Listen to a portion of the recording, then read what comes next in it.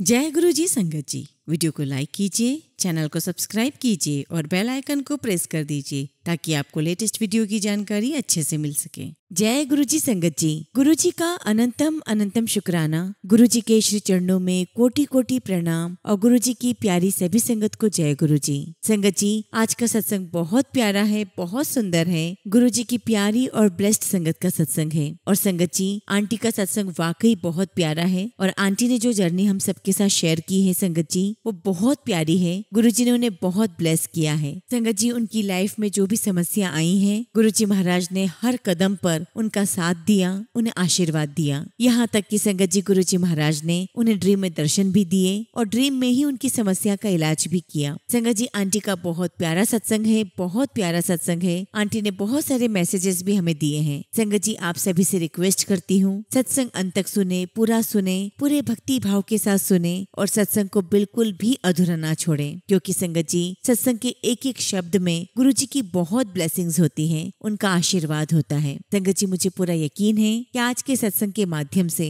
गुरु जी महाराज की आपको बहुत सारी ब्लेसिंग्स प्राप्त होंगी, आपको कई सारे सवालों के जवाब मिलेंगे। संगत जी, अगर आप भी अपना सत्संग शेयर करना चाहते हैं तो सुंदर लिखावट में हिंदी में ईमेल आईडी और व्हाट्सएप पर शेयर कर सकते हैं, और अगर आप चाहें तो ईमेल आईडी और व्हाट्सएप पे टाइप भी कर सकते हैं। तो चलिए संगत जी, सत्संग शुरू करते हैं। संगत जी, आज हम जिनका सत्संग सुनने जा रहे हैं वो गुरु जी की प्यारी और ब्लेस्ड संगत नम्रता जैन आंटी का सत्संग है। जय गुरु जी, शुक्राना गुरु जी। गुरु जी के चरणों में मेरा कोटि कोटि नमन और गुरु जी की प्यारी सभी संगत को मेरा नमस्कार। संगत जी, सबसे पहले तो मैं गुरु जी का बहुत शुक्राना करना चाहती हूँ कि आज उन्होंने मुझे दात बख्शी कि मैं अपनी जर्नी आप सभी के साथ शेयर कर सकूँ। शुक्राना गुरु जी, आपका लख लख शुक्राना। संगत जी, मैं सत्संग शुरू करूँ उससे पहले मैं बैक स्टोरी बताना चाहती हूँ। संगत जी, मैं एक जैन फैमिली को बिलोंग करती हूँ और शुरू से हमारे घर का माहौल बहुत अच्छा रहा है। संगत जी, मेरे मम्मी पापा हर धर्म को मानते थे और संगत जी, हमारे पेरेंट्स ने कभी भी हमें रिस्ट्रिक्ट नहीं किया है कि आपको सिर्फ जैन धर्म का ही पालन करना है। संगत जी, जब मेरी शादी हुई तो मेरे ससुराल वाले बहुत कट्टरवादी जैन परिवार के थे।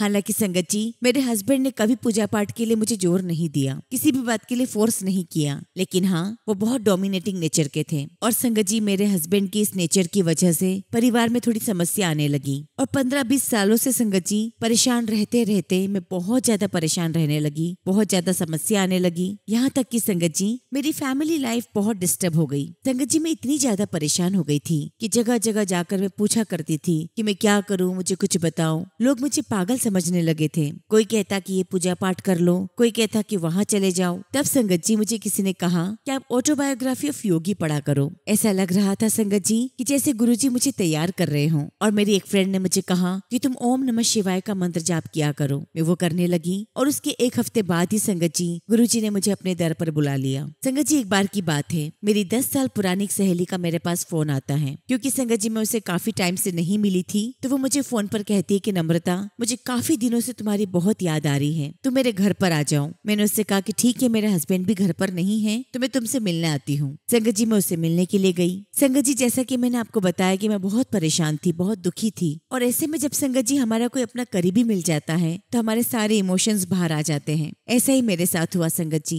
जब मैं अपनी फ्रेंड से मिली तो मेरी आंखों से आंसू निकलने लगे। मेरी फ्रेंड ने मुझसे पूछा कि तुम्हें क्या हुआ है। तो संगत जी, मैंने उसे अपनी सारी परेशानी बताई। मैंने सब बताया कि मैं कितनी परेशान हूँ। तो संगत जी, मेरी फ्रेंड ने मेरी बात सुनकर इतना कहा कि देखो, मैं तो तुम्हारी कोई मदद नहीं कर सकती, लेकिन हाँ, जो तुम्हारी बहुत मदद कर सकते हैं मैं तुम्हें उनके पास भेज सकती हूँ। संगत जी, मेरी फ्रेंड ने मुझे गुरु जी के बारे में बताया, लाइट ऑफ डिविनिटी के बारे में बताया। तो संगत जी, मैंने उससे कहा कि ठीक है, हम नेक्स्ट मंडे गुरु जी के दरबार चलेंगे, मेरे हस्बैंड भी घर पर नहीं है तो कोई प्रॉब्लम नहीं होगी। संगत जी, फिर हम लोग मंडे के दिन गुरु जी के दरबार गए। हमने वहाँ पर बहुत प्यारे गुरु जी के दर्शन किए। संगत जी, वहाँ पर गुरु जी महाराज की बहुत स्ट्रॉन्ग फ्रेग्रेंस थी, लेकिन तब मुझे इस बारे में नहीं पता था। मुझे लग रहा था कि यहाँ पर कितनी स्ट्रॉन्ग फ्रेग्रेंस लगा रखी है। अब चूंकि संगत जी मेरी फ्रेंड ने मुझे लंगर की महिमा बता रखी थी तो मेरा बहुत मन था कि मैं उस दिन जाऊँ जिस दिन लंगर मिलता हो। तो फिर संगत जी, हम दोनों ने डिसाइड किया कि हम लोग फ्राइडे के दिन गुरु जी के मंदिर आएंगे। अब संगत जी तब तक मेरे हस्बैंड आ चुके थे। अब चूंकि संगत जी हम लोग द्वारका में रहते हैं तो वहाँ से बड़े मंदिर जाने में 1.5 से 2 घंटे लगते हैं। तो संगत जी मैंने थर्सडे की नाइट अपने हस्बैंड से बात की, उन्हें बताया कि मैं कल गुरुजी के मंदिर जाऊंगी और मैंने उन्हें सब बताया कि वहाँ जाने में 1.5 से 2 घंटे लगेंगे, तो हो सकता है कि रात को मुझे 10-11 बज जाए। संगत जी मेरी बात सुनकर मेरे हस्बैंड कहने लगे कि क्या आवश्यकता है किसी और के मंदिर जाने की,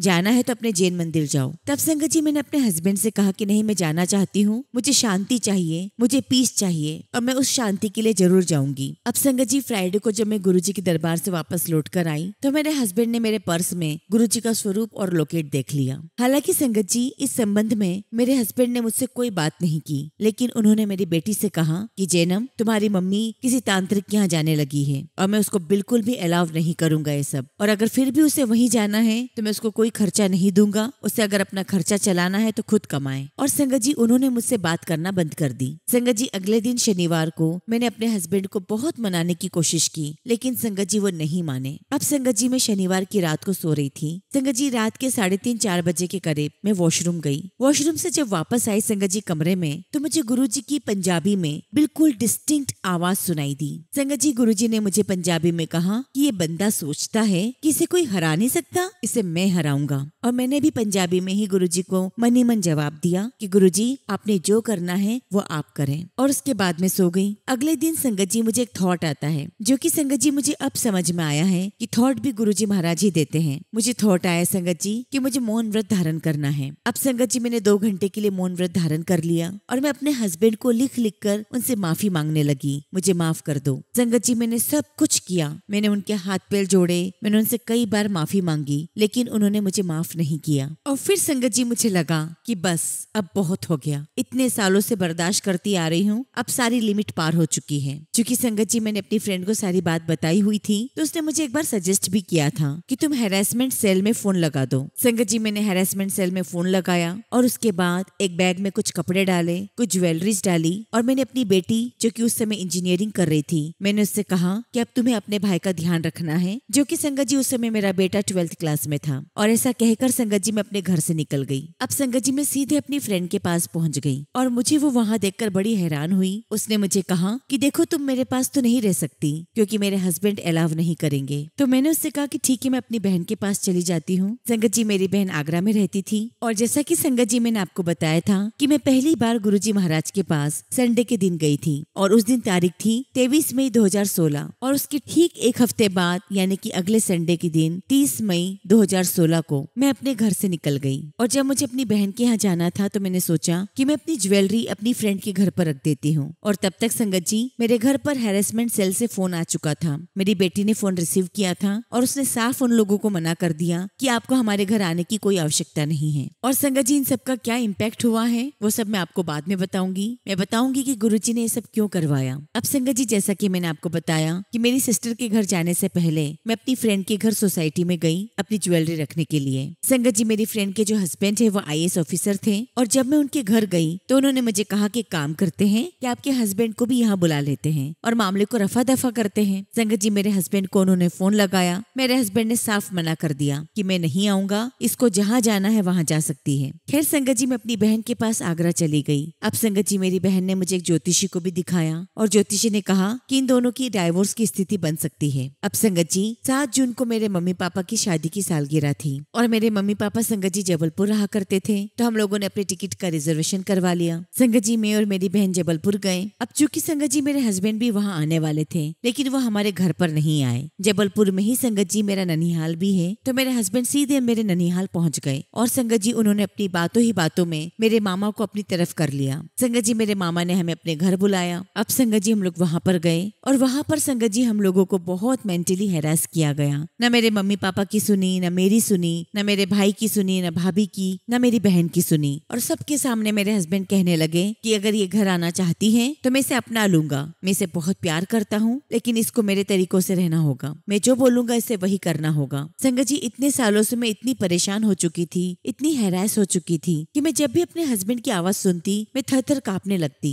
खैर संगत जी जबलपुर हम लोग अपने मम्मी पापा के घर वापस चले गए और वहीं पर मैंने गुरुजी का ध्यान किया और संगत जी गुरुजी महाराज ने मुझे 3 विजन दिखाए। संगत जी पहले विजन में दिखाया गुरुजी ने कि मेरी जो आत्मा है, मेरी जो सोल है वो जल रही है आग में। है और पूरे रास्ते आग लगी हुई है। और दूसरा विजन दिखाया संगत जी कि एक बहुत सुंदर बगीचा है, बहुत सुकून है, वहाँ पर शांति है और मैं शांति के साथ वहाँ पर बैठी हूँ। और तीसरा विजन मैंने ये देखा संगत जी कि मैं ठीक बीच में खड़ी हूँ और मेरे चारों तरफ गोल गोल लोग घूम रहे हैं, ठीक वैसे ही संगत जी जैसे कि गरबे में घूमते हैं। अब संगत जी मुझे समझ नहीं आ रहा था कि मैं क्या करूँ। काफी सारे लोगों ने कहा कि तुम वकील के पास जाओ। संगत जी जब मैं लॉयर के पास गई तो उसने मुझे कहा कि क्या आपको पता है कि आपके नाम पे कितनी प्रॉपर्टीज है, क्या है। अब संगत जी मुझे लॉयर ने कहा कि सबसे पहले आप थाने में जाकर रिपोर्ट करो। संगत जी मैं अपनी लाइफ में पहली बार थाने में जा रही थी, मुझे बहुत डर लग रहा था, लेकिन गुरुजी महाराज हर पल मेरे साथ थे, जैसे वो मुझे कह रहे हो कि मैं हर पल तुम्हारे साथ हूँ। जब संगत जी मैं पुलिस स्टेशन गई तो उन्होंने मुझे सजेशन दिया कि आप सबसे पहले फैमिली काउंसलर के पास जाओ, वहाँ अपनी रिपोर्ट दर्ज करवाओ। और संगत जी थोड़े ही दिनों में फैमिली काउंसलर वालों ने मेरे लिए एक नोटिस भिजवाया और उसमें लिखा था कि आप इस नोटिस को अपने हस्बैंड को भेज दो, वो यहाँ पर आएंगे और मीटिंग अटेंड करेंगे। अब संगत जी मेरे भाई ने उस नोटिस को कुरियर के थ्रू भेज दिया, जबकि संगत जी जितने भी गवर्नमेंट के जो नोटिस होते हैं वो पोस्ट ऑफिस के थ्रू ही भेजे जाते हैं और उन्हीं के थ्रू भेजना भी चाहिए, क्योंकि संगत जी उसके बिना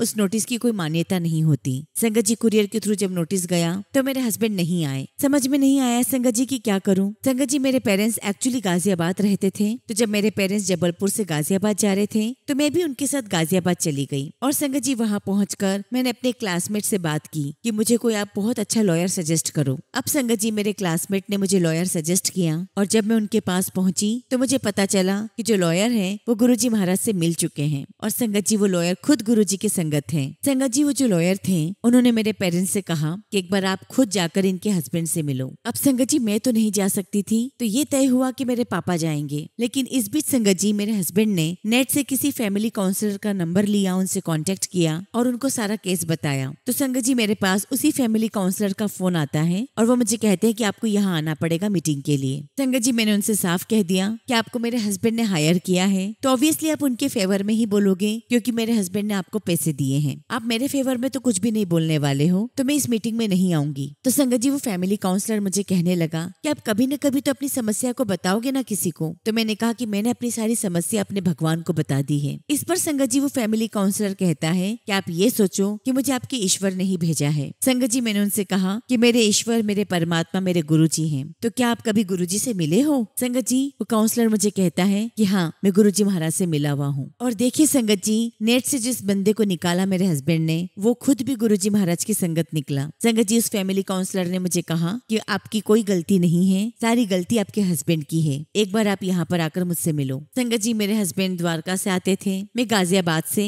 और हमने बीच में कोई एक हॉट स्पॉट तय कर रखा था, हम वहाँ पर मिलते थे। संगत जी उस मीटिंग में फैमिली काउंसलर, मैं और मेरे हस्बैंड होते थे और लगभग संगत जी हमारी 4 से 5 मीटिंग हुई और सभी मीटिंग में संगत जी मैं और फैमिली काउंसलर हंसते रहते थे और संगत जी हमारी हंसी देखकर मेरे हस्बैंड बहुत खिसियाते थे। संगत जी बाय प्रोफेशन में एक डॉक्टर हूँ और जब हमारी 5वीं मीटिंग थी तब मुझे एक थॉट आता है कि मैं अपनी सीनियर से मिलूं। मैंने उन्हें फोन लगाया और कहा कि दीदी जब मैं मीटिंग के लिए जाऊंगी तो उसके बाद मैं आपसे आकर मिलती हूँ। तो वो दीदी मुझे कहने लगी कि नहीं, तो मुझे अभी आकर मिलो। मैंने उनसे कहा ठीक है दीदी। संगत जी मैं उनके पास गई तो पता चला कि वो खुद भी गुरु संगत हैं। फिर संगत जी दीदी ने मुझे कहा कि नम्रता, इन सब में तुम्हारे हस्बैंड का कुछ भी नहीं जाएगा, सबसे ज्यादा तुम और तुम्हारे बच्चे सफर करेंगे। अगर तुम मेरी बात मानो तो तुम वापस चली जाओ। मुझे ऐसा लगा संगत जी जैसे कि गुरुजी ही मुझे कह रहे हो कि तुम वापस आ जाओ। संगत जी 5वीं मीटिंग में जब मैं गई तो काउंसलर ने भी मुझे यही सजेशन दिया कि आप वापस लौट आओ। और इस 5वीं मीटिंग तक संगत जी मेरे हस्बैंड भी काफी सॉफ्ट हो चुके थे, उन्होंने भी मुझे यही कहा कि तुम घर वापस लौट आओ। और आप यकीन नहीं करोगे संगत जी कि मैं किस डेट को अपने घर पहुंची।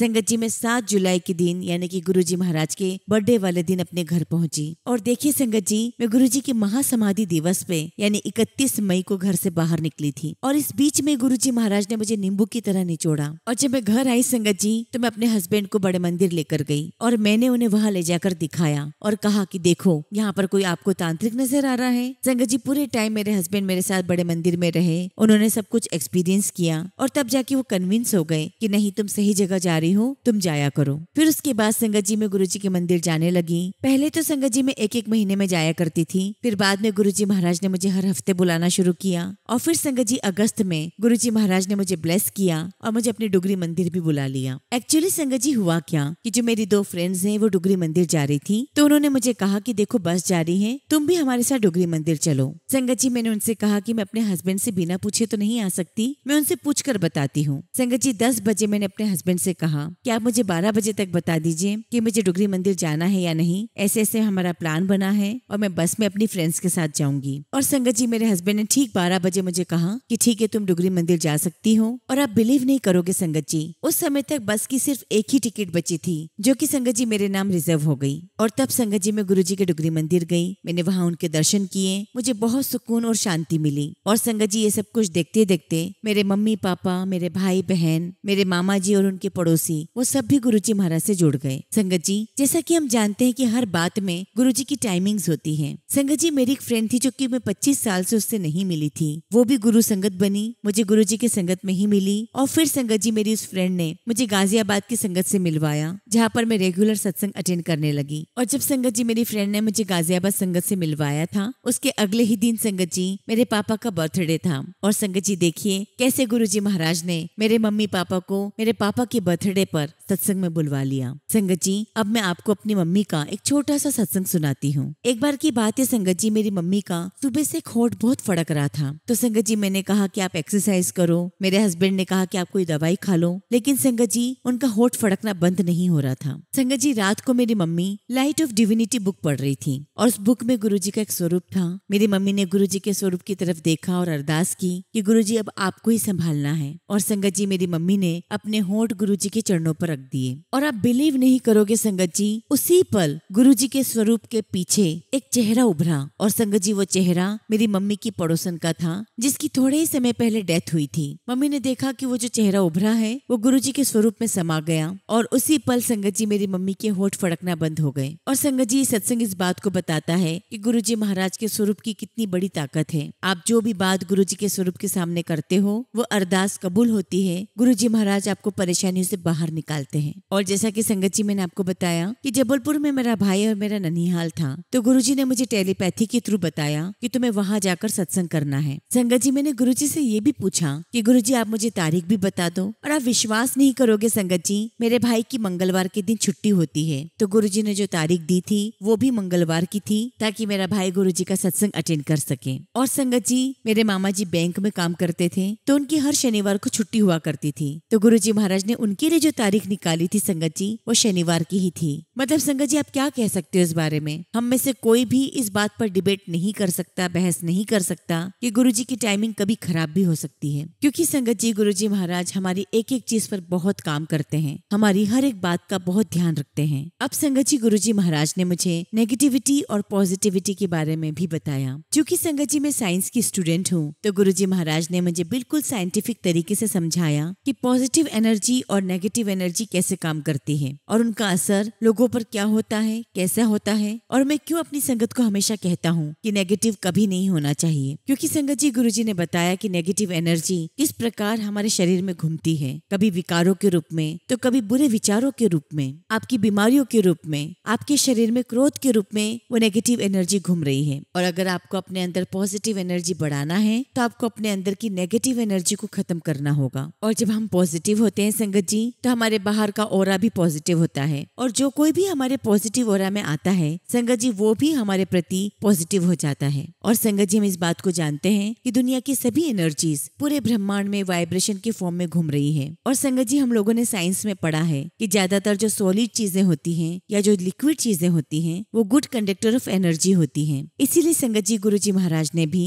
अपने सॉलिड फूड यानी कि लंगर प्रसाद के माध्यम से, अपने मंदिर के लिक्विड सब्सटेंस यानी कि जल प्रसाद, चाय प्रसाद के माध्यम से हम सभी के शरीर में पॉजिटिव एनर्जी की वाइब्रेशंस पहुंचाई हैं, ताकि हमारा शरीर, हमारी आत्मा, हमारा ऑरा, हमारी सोच सब कुछ पॉजिटिव हो जाए। और इसीलिए संगत जी हमें अपने आप को इतना पॉजिटिव कर लेना चाहिए कि नेगेटिविटी हमसे कोसों दूर रहे। और गुरुजी भी हमारे जीवन से नेगेटिव लोगों को दूर कर देते हैं, क्योंकि संगत जी नेगेटिव लोग आपको सिर्फ नेगेटिविटी देंगे और कुछ नहीं। और संगत जी हम अपने इस जीवन में गुरुजी महाराज के संपर्क में क्यों आए, या फिर मैं ये कहूँ कि गुरुजी ने हमें अपनी शरण में क्यों लिया, तो उसके दो ही कारण मैं बहुत अच्छे से समझ पाई हूँ। वो ये है संगत जी कि एक तो गुरुजी महाराज हमारे कर्म कटवाते हैं, और दूसरा वो हमारे अंदर से हमारे सभी प्रकार के विकारों को दूर करते हैं। और संगत जी सारी बातें, ये सारी चीजें गुरुजी महाराज हमें प्रैक्टिकली सिखाते हैं। एक बार की बात है संगत जी, मेरे हस्बैंड मुझसे बहुत नाराज थे, और संगत जी मेरे हस्बैंड आए और मुझे बहुत उल्टा सीधा बोलने लगे। लेकिन मुझे बार बार गुरुजी महाराज यही थॉट सपोर्ट दे रहे थे कि तुम्हें चुप रहना है। और उस समय संगत जी मैं रजाई के अंदर बहुत रो रही हूँ, गुरुजी महाराज का मन ही मन मंत्र जाप कर रही हूँ, उनको बहुत याद कर रही हूँ। और संगत जी आप विश्वास नहीं करोगे,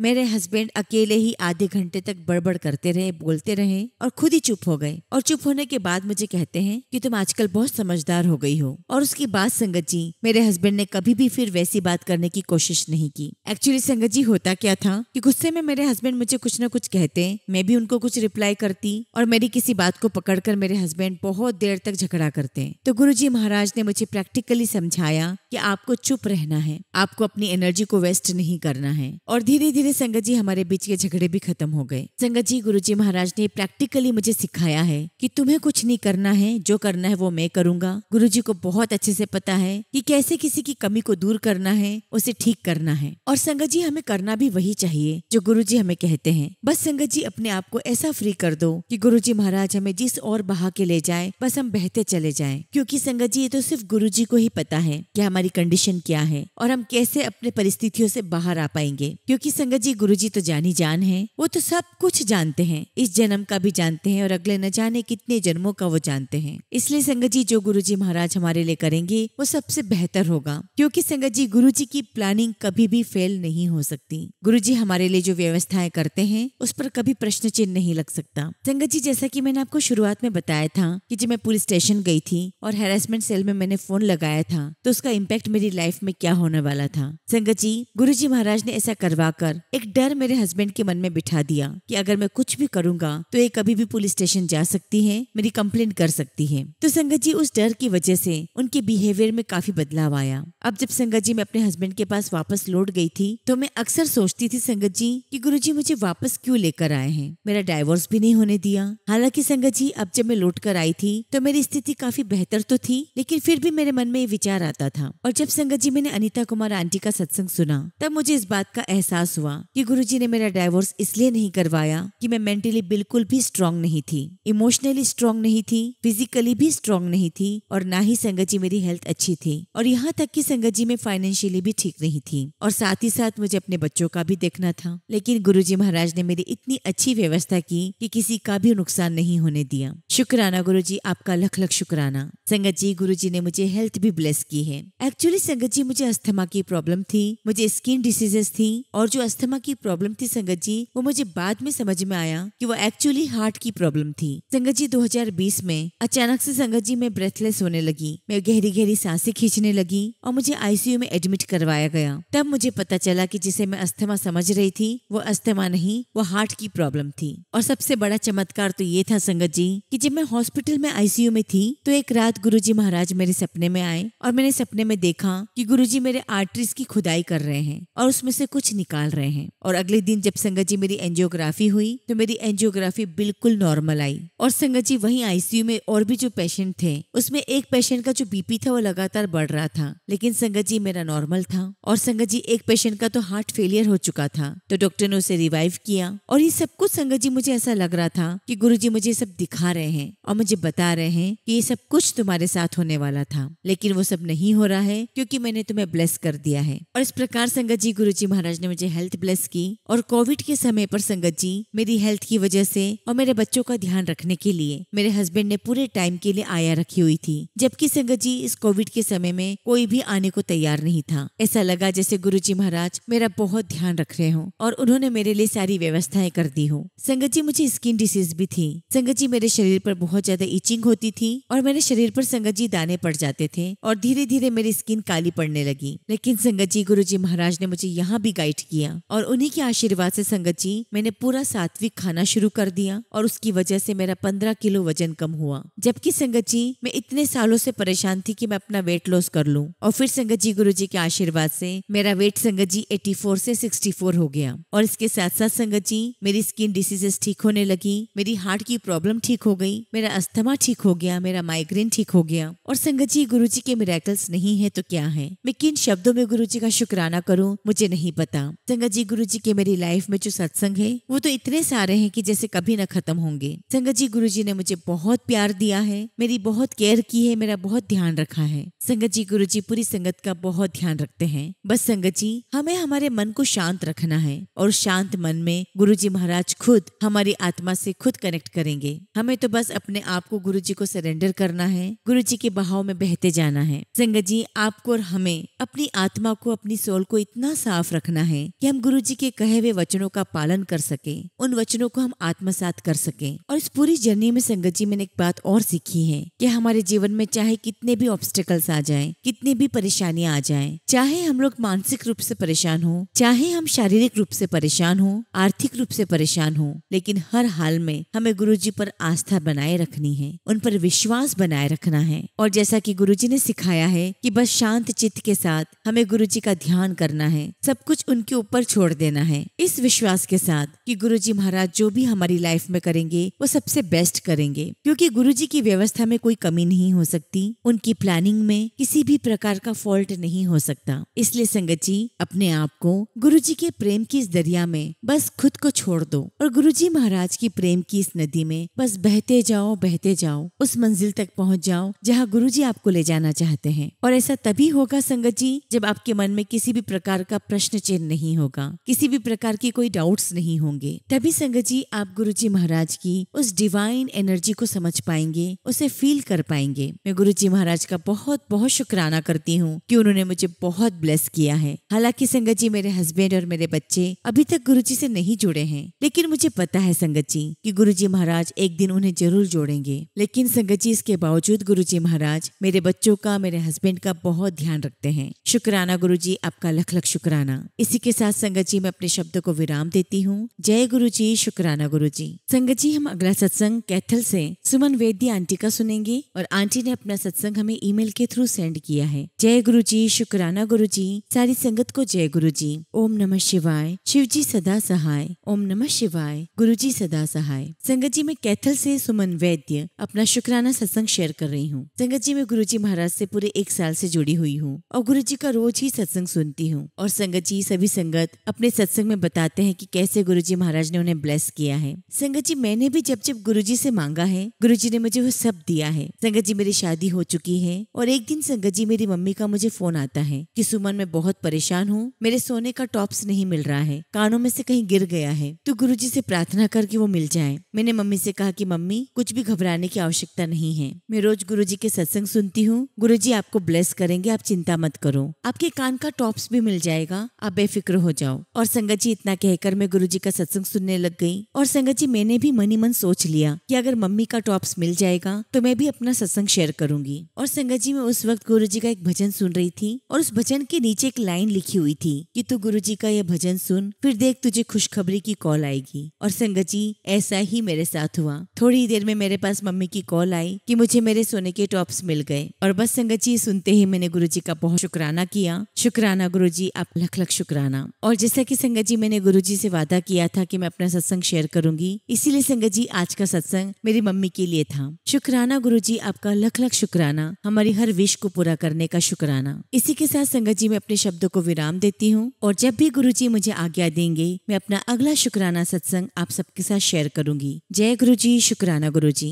संगत जी अगला सत्संग हम नमिता खेरा आंटी का सुनेंगे और आंटी ने अपना सत्संग हमें ईमेल के थ्रू सेंड किया है। जय गुरुजी, शुक्राना गुरुजी। सारी संगत को जय गुरुजी। ओम नमः शिवाय। शिवजी सदा सहाय। ओम नमः शिवाय। गुरुजी सदा सहाय। संगत जी आज मैं आप सभी के साथ अपने कुछ सत्संग शेयर करने जा रही हूँ। संगत जी काफी समय से कुछ परिवार में यानी कि मेरे ननिहाल में छोटे मामा जी से मेरे बहुत पहले कहा सुनी हो गई थी और संगत जी हम दोनों ने एक दूसरे को गुस्से में बहुत कुछ कहा। तब से संगत जी उनका फोन आना बंद हो गया, उनका आना जाना कम हो गया। और संगत जी हर झगड़े की वजह मैं होती है, अहम होता है। संगत जी मैं गुरुजी महाराज से प्रार्थना करती थी कि गुरुजी मेरी इच्छा है कि मेरी मम्मी का अपने भाई से जो भी मेरे कारण अनबन हुआ है उसे आप सॉल्व कर दो। और तभी संगत जी गुरुजी का चमत्कार हुआ। संगत जी मेरे ननिहाल से फोन आया मेरी भाभी का कि जो मामा जी जिनसे मेरे रिश्ते खराब हो गए हैं उन्होंने कहा है कि दिल्ली फोन कर दो, मैं दिल्ली आ रहा हूँ सबसे मिलने के लिए। और संगत जी मेरे ननिहाल से सब लोग आए, सारी नाराजगी खत्म हुई